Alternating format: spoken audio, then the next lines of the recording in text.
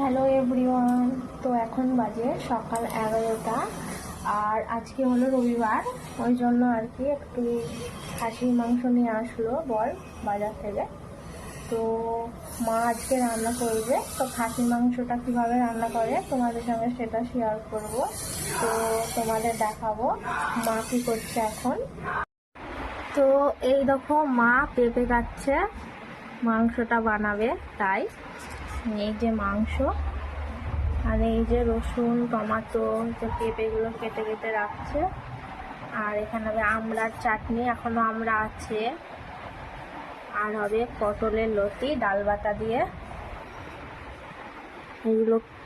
আর মাংসটা দেখতেই পাচ্ছ ম্যারিনেট করে রেখে দিয়েছে, পেঁয়াজ কাঁচা লঙ্কা তেজপাতা তেল সর্ষের তেল লবণ হলুদ কাশ্মীরি লঙ্কার গুঁড়ো দিয়ে ম্যারিনেট করে রেখে দিয়েছে। আর এই যে পটলের লতিটা বাছছে।